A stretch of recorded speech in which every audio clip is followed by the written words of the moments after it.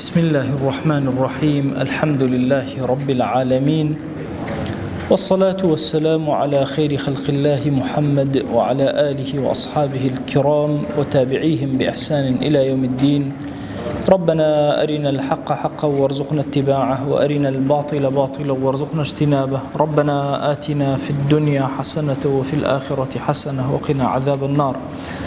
برزان و خۆشەویستانم شەوی دووشەممان لەسەر سێشەممان لە ڕەمەزان و غەیری ڕەمەزان لە خزمەت تەفسیری سوورەتی تەوبەیە بووین. ئەم شەویش بە هەمان شێواز لە خزمەت دوو لە ئاەتەکانی سوورەتی تەوبەیە ئەبین. سوورەتی تەوبە عەرزم کردن پێی ئەوترێ سوورەتی کافرناسی، سوورەتی منافقناسی، صفاتەکانی ئەهلی کوفر، صفاتەکانی منافقین باسەکە. لەم دوو ئاەتە پیرۆزە لە ئاەتی 81 و 82 أفرمي فرح المخلفون بمقعدهم خلاف رسول الله وكرهوا أن يجاهدوا بأموالهم وأنفسهم في سبيل الله وقالوا لا تنفروا في الحر قل نار جهنم أشد حرا لو كانوا يفقهون فليضحكوا قليلا وليبكوا كثيرا جزاء بما كانوا يكسبون. بختي آية كان ئەوانەی کە دواکەوتن لە جیهاد و خۆیان دواخست زۆر دڵخۆش بوون بە دواکەوتنەکەیان و بە دانیشتنیان بە پێچەوانەی پێغەمبەرەوە صلی الله عليه وآله وسلم کە ئەو بەرەو جیهاد چوو. وكرهوا أن يجاهدوا بأموالهم وأنفسهم في سبيل الله. پێیان زۆر ناڕەحەت و ئەتک بوو ئەگەر بەهاتایە جیهادیان بکردایە لە پێناوی خۆیان بە ماڵ و سەرەوت و سامان و بە نەفسیان و بە ئیماندارانیان ئەوتیان لە بینی خۆیانە ئەیان وت لا تنفروا في الحر لكاتي گرمايا درمچن جهاد لو كاتا ناكري بيان بلاي اي پیغمبر صلى الله عليه وسلم قل نار جهنم اشد حرا لو كانوا يفقهون. اگر تيبگن اگري دوزغ زور سختر و گرمتر لم گرمايا دربچن باشتر هتاوكو لا اگري دوزغ و گرمايا اولا رزگاريان به دبا كم بيبكن زور بگرين جزاء بما كانوا يكسبون. ئەوەش جەزا و پاداشتی ئەوەیە کە کردویانە لە دنیا و لەم تەمەڵی و لەم تەوەزەلیە. ئەم ئاەتە پیرۆزانە چەند صفاتێکی منافقین بۆ ئێمە باسەکەن. یەکەم، منافق کاتێک کە کارەکانی خۆی جێبەجێکا زۆر دڵخۆشە بە کارەکانی. ئەوە پێچەوانەی پێغەمبەر صلی الله عليه وسلم ئەجوڵێتەوە دانیشتووە. فرح المخلفون بمقعدهم خلاف رسول الله. بەڵام زۆر فەرحانە، دڵی خۆشە بەوەی کە پێچەوانەی پێغەمبەرە ئەم دانیشتووە پێغەمبەری خوا بە قیامەوە هەستاوە صلی الله عليه وسلم و ڕۆشتووە بۆ جەنگ و جیهاد. ئەوە صفەتی یەکەمیان کەوابوو دڵخۆشن بە کاری نیفاقی خۆیان. دووەم، وكرهوا أن يجاهدوا بأموالهم وأنفسهم في سبيل الله. بەلایەنەوە زۆر زەحمەت و ناڕەحەتە. صفەتی دووەمیان کە بێن جیهاد کەن لە پێناوی خوا، ماڵی خۆیان سەرف کەن، نەفسی خۆیان لە پێناوی خوا سەرف کەن، زۆر ئەستەمە. سێهەم، ئیمانداران لە جیهاد سار دەکەنەوە.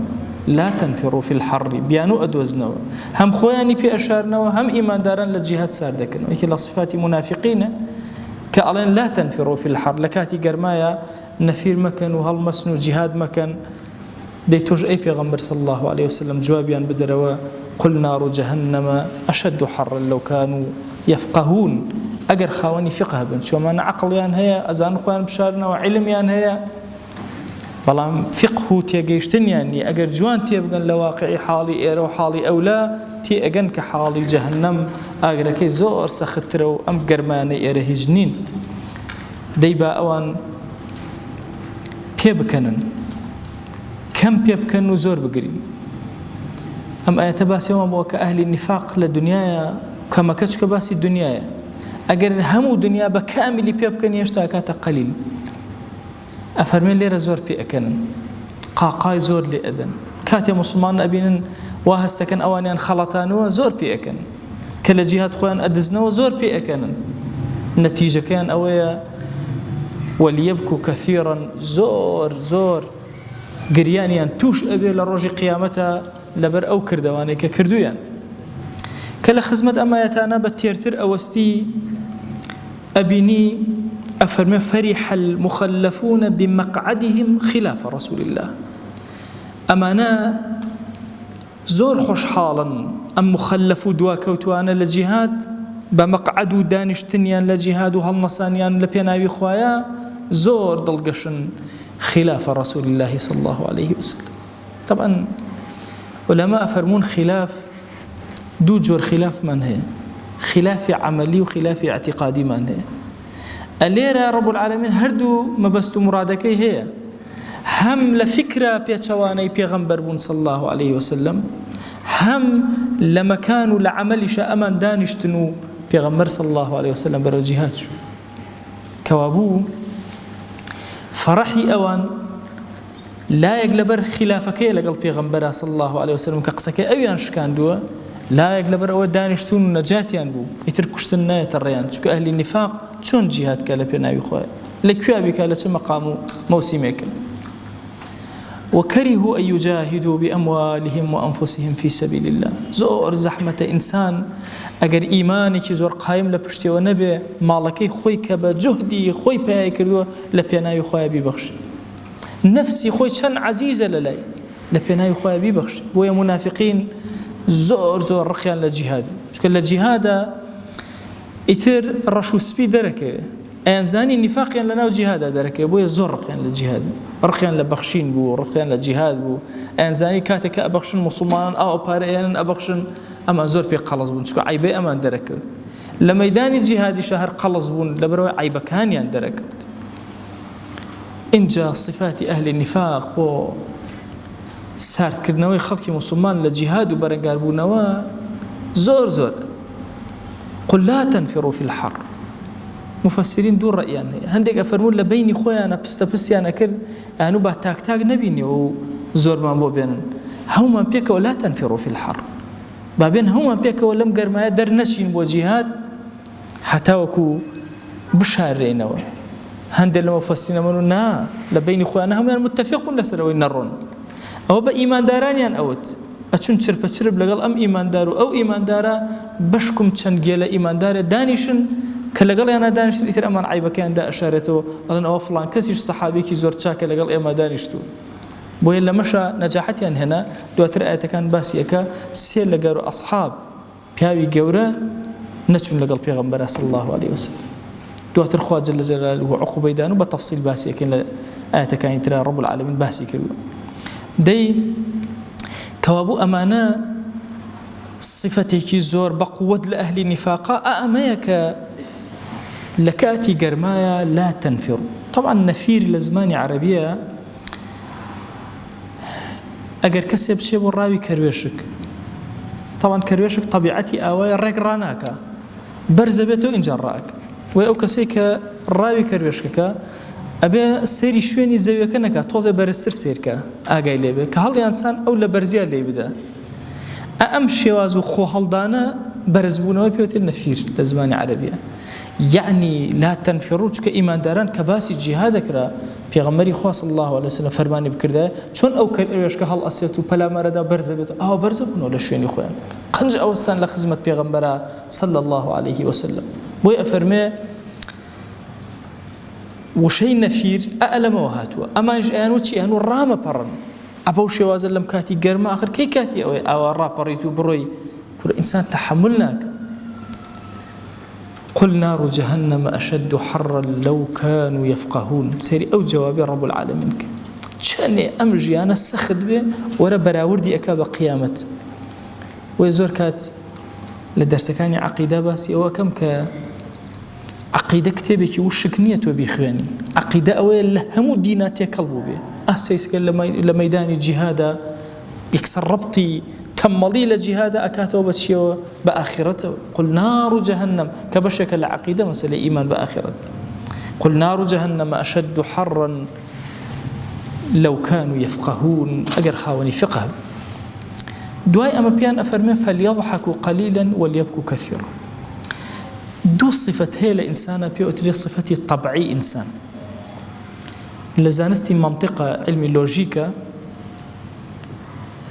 أفرمون علماء الإنسان ضاحك بالطبع وباك بالطبع إنسان بطبع خوي أقريه بطبع خوي بيأكني هردو كان بطبعه خوي قرج لقرآن فرمويتي إنه هو أضحك وأبكى خوي إنسان كان والي أكا كبيبكن وخوشي وان لي أكا كبقرين کەوابوو هێزی پێکەنینی ئینسانەکان و هێزی گریانی ئینسانەکان لە ئێرادە و دەستی خۆیان نییە، لە دەستی خۆیانان نییە. ممکنە ئینسان نیفاقکە، ممکنە وجاءوا أباهم عشاء يبكون، براکانی یوسف هاتنەوە دەستیان کرد بە ڕۆ گریانێکی درۆینە. ممکنە ئینسان پێ بکەنێ بە درۆ، بەڵام بە تەبعی خۆی نەئەتوانێ پێ بکەنێ، نەئەتوانێ بگری، هیچیان هەردووکیان لە دەسەڵاتی خۆیە جەلە جەلالوه. ئەی چۆن رب العالمین لەم ئاەتە پیرۆزە ئەمریان پێکا فەلیەضحەکوو، لامەکە لامی ئەمرە، دەبا پێ بکەنن کەمێک، وەلیەبکوو کەثیرەن، دەبا زۆر بگرێن. ولەما فەرموون ئەمە باسی ئاخرەتە، یعنی ئەگەر لێرە زۆر پێکەنین لەوێ حتمەن زۆر ئەگرێن، لەبەر ئەوەش کە بە ئەمر هێناوێت یعنی حتمیەتی تایە، یعنی بە حتمی لێرە ئێوە پێ ئەکەن کەمێک و لە ئاخرەتە زۆر ئەگرێن ئەی منافقین. بۆیە مەسئلەی درۆ لە مەسئلەی گریان و ضحکە علەما ئەفەرموون، ابن القیم ڕەزا و ڕەحمەتی خوای لێبێ فەرمێ جۆرێکی گریان و جۆرێکی پێکەنینمان هەیە پێوترێ بوکاء الموافقە یان ضحک الموافقە. ئەگەر کەسێک جاری وایە لە خۆ پێ ئەکەنێ لە مەجلیسێک هات پێ ئەکەنە خەڵکە هەمووی پێ ئەکەن، ئەگەر بگرێ خەڵکە پێ ئەکەن، هەمووی ئەگرێ. لە تەعزیە ئەگەر بینی بێتەن ئافرەتێ دەستکا بەگریان ئەفرەتانی تر هەمویان ئەگرێن، ئەوە پێوتێ موافقە، گریانی موافقە. ئەمەیان کە ئازاری هەیە ئەگری، ئەوانی تر ئەگریان بۆی، یا هەر ئێمە خۆمان بۆ خۆمان ڤیدۆی کەسێکی فەقیرە بینی ئەگری، تۆ بەبێ ئیرادەی خۆت ئەگری، ئەو پێوتێ گریانی موافقە لەگەڵی. بۆیە مەسئلەی گریان لەگەڵ با بڵێن ضحک و پێکەنینە، ئەڵێن ئەم دووشتە ئینسان ناتوانێت بە ئیرادەی خۆی پێ بکەن، لە ئیرادەی خۆیە جەلە جەلالوه.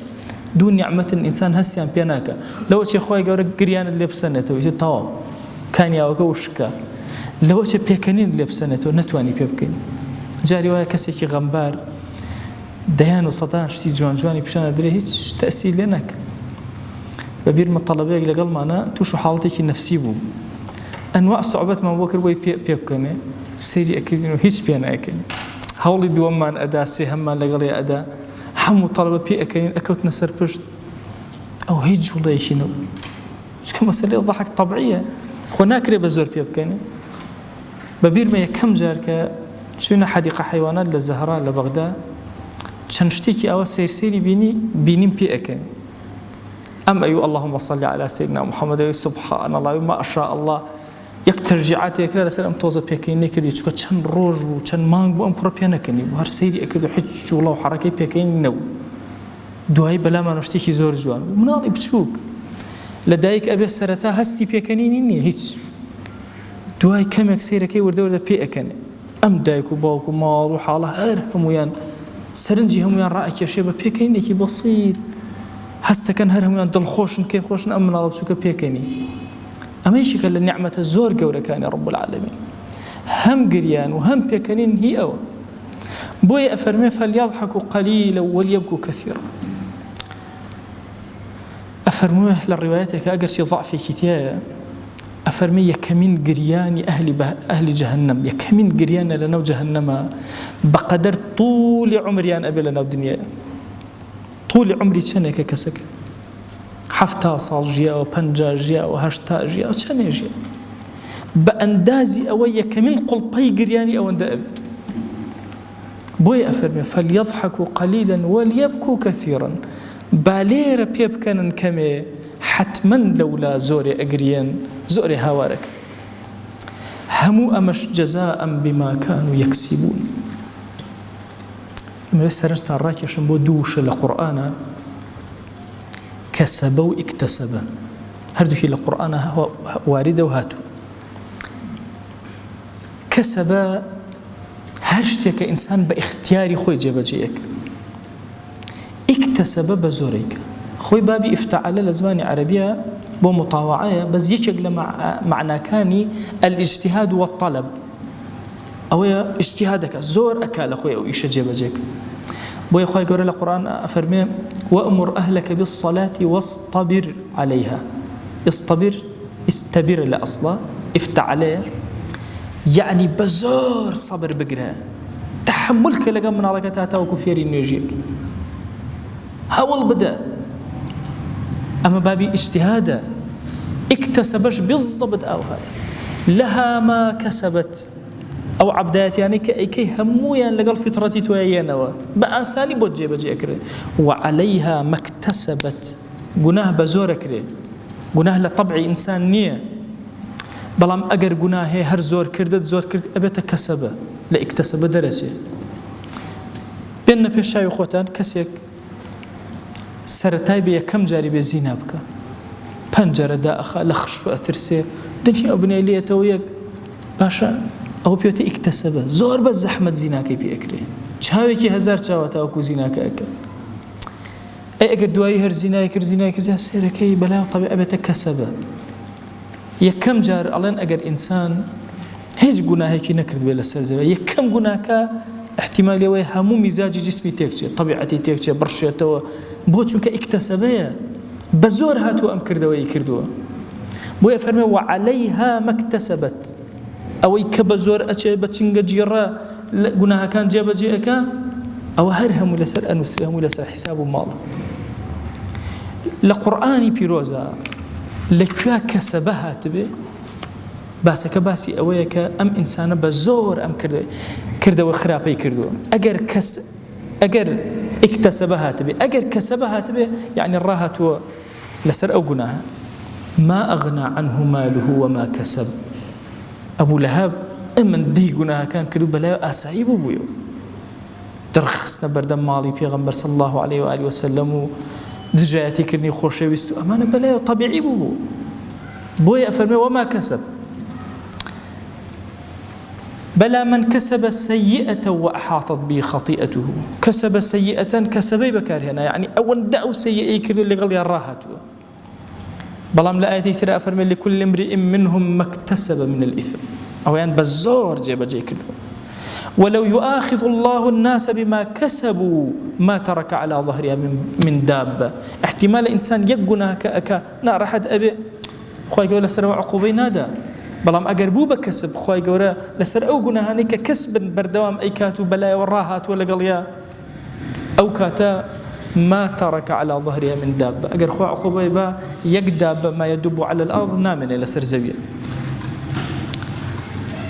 لا يقدرون على شيء مما كسبوا فأصابهم سيئات ما كسبوا. زورك لم آية بيروزان أو يكتسب به أو معنى كيت يعني بزور أيكا أمشيان كسب به زور بأساني وسهل وراهات ولا قليا. ويأفرمي السارق والسارقة فاقطعوا أيديهما جزاء بما كسبا. بو سوك أوني دزيكر دو راهات ولا قل دزيكا دسكي أبر سوك أجر اكتسب بو دسكين أبر. ويكسك لزمان إمام عمر وتي والله أي إمام ما كم جار مدزيك وتي رازناك يا كم جار وتي أخوا فصيناك يتهدى السبب الرأي شكو جزاء بما كسب نكالا من الله.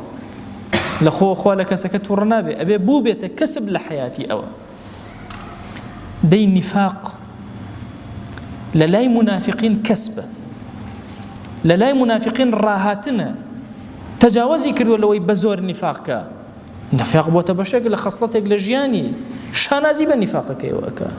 فرح المخلفون بمقعدهم خلاف رسول الله. بويا مسألة جزاء بما كانوا يكسبون يعني أجر كسب ممكن جارك نفاق لدسي درجة ناس تبابي أو إخوائهم عقوبة يبدا بلام أجر نفاق بو ببشي لجياني بو بخصلت لجياني اكتر لقل نفاق جيان أو عقوبة كيتي قل نار جهنم أشد حرا لو كانوا يعلم لو كانوا يفقهون. يان فليضحكوا قليلا وليبكوا كثيرا. أو عقوبيك عقوبي أو كسيك نفاق وتكسب للا أو لاكتسب تجاوزي كل كوتاقسم لخزمتنا شارة برديمان هي لشرح شافية كلمي اكتسابة كلمي شخصيك زور جوانك. فمعنى الكسب تحصيل الشيء على أي وجه كان. كسب معناكي أما حرتشوني هاتا بيشو اشتكى هاتو تبيشو كردويتي. بلام والاكتساب المبالغة والاعتمال فيه. اكتساب أويا مبالغيتها كردو زوري كردو هولي داوة مانوب ولا قال أو قناها بويا شوتا بابي اكتسابه. تصورك لقرآن بيروزا كاتك باسي كسب أخوانيتو أبيني ئەو بەشە گوناها بووەتە شوربی دڵ، بووەتە جەماڵی دڵ، ئەوە ئیسراری لەسەر ئەکا ئەو ئینسان. بۆیە هەر یەکێک لە ئێمە کۆمەڵە گوناهمان هەیە لە ئیکتەسەبەوە چۆتە کەسب. زۆر کات لە مەجلیسا تۆ دائنیشی غەیبەتە کرێ، هیچ تەئسیری لێ ناکات، دڵێ ڕاناسڵێکی بڵێ وەڵا غەیبەتی موسڵمانێک کرا، ئەوە کەسەبەیە، ئەوە وەتە کاسبی با بڵێن بە زمانی ئەمڕۆ. باشە ئەی ئەگەر یەکەم جار بێ غەیبەت ببیسی، ئەوە ئیکتەسەبەیە، زۆر بە زەحمەتە بەلاتەوە، قبوڵی ناکەی، بەڵام ئەها وردە وردە ڕاهاتووی چۆن زۆری تر درۆ. یەکەم جار بێ ئەگەر ئینسان درۆ بکات زۆر شپرزە بێ، بەڵام دواتر لەگەڵ یان ڕایە. بۆیە ئینسان دائیمە دوعا بکە خوای گیان لەگەڵ گوناهەکانە ڕان نەیەم، چونکە لەگەڵ گوناها ڕاهاتی زۆر زەحمەت لە دڵە هەڵەکەندێ، جێگەی خۆی ئەکاتەوە لە ناوە، بێ زۆر ئاگەمەندێ. ئەمڕۆ ئەم ئایەتە پیرۆزە کۆمەڵە صفاتی منافقینی بۆ باس کردین و کۆمەڵە جەزای منافقینی بۆ باس کردین. خوای گیان ئێمە لەم شەو مبارەکە شەوێکی پیرۆزی ڕەمەضان لە خزمەتی کەلامەکەی تۆ و کتێبەکەی تۆیە، قورئانەکەی تۆیە، ژیانمان بەسەر برد. خوای گیان ئەم ئایەتانە بکەرە نور و ڕووناکی بۆ ژیانمان، بیکەرە نور و ڕووناکی بۆ ئاخرەتمان، بیکە نور و ڕووناکی بۆ ناو گۆڕەکانمان.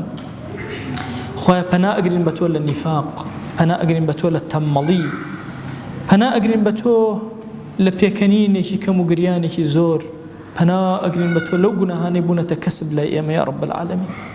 خوای گیان داوات لێ ئەکەین بە ناوی جوانت، بە صفەتی بەرزت، بە ئیسمی عەظەمت، بەرەکاتی ئاسمان و زەوی بەسەرمانە ببارێنە، عەفو و عافیەتی خۆت بەسەرمانە ببارێنە، ڕەحمەتی خۆت بەسەرمانە ببارێنە. یا ئیلاهی داوات لێ ئەکەین گوناهی زۆرمان کردووە، پەنا ئەگرین بە تۆ یا ئیلاهی لە هەر گوناهێک کردومانە کە زانیومانە، یا ڕەبی خوای داوای لێبوردن لێ ئەکەین لە هەر گوناهێک کردومانەوە نەمانزانیوە، یا ئیلاهی داوای عەفو و عافیەتت لێ ئەکەین. ئیلاهی تۆ ئەهلی کەڕەمی و ئێمەی فەقیریش هاتوێنتە بەردەم دیوانی تۆ، تەڵەبی کەڕەمی تۆ ئەکەین، دەرگای کەڕەمی تۆ لە کەسدا ناخرێ، لە ئێمەشی دامەخە یا رب العالمین. بەزەی بەسەرمانە ببارێنە، عەفو بەسەرمانە ببارێنە، لێ خۆشبوونی خۆت بەسەرمانە ببارێنە.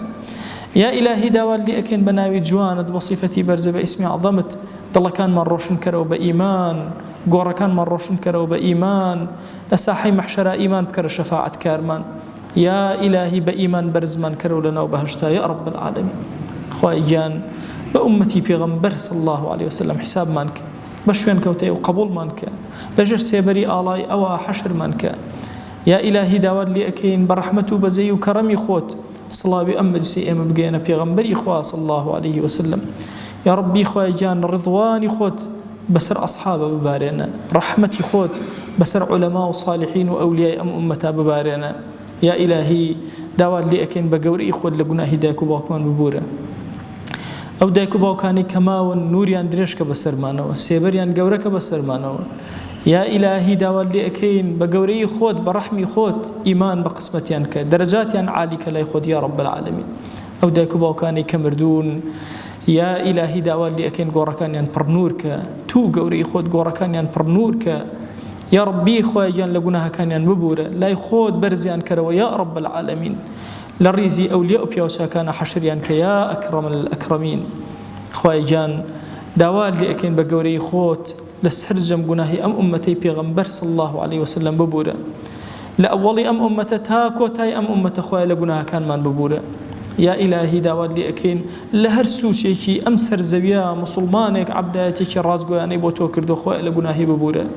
یا ئیلاهی ئێمە سەیری ڕەنگەکان و زمانەکان و هیچ شتێک ناکەین، تەنها سەیری ڕەحمەتی تۆ ئەکەین. هەر مسلمانێ هەر ڕەنگ و جێگە و شوێنێکی هەیە، هەر زمان و نەوعێکی هەیە.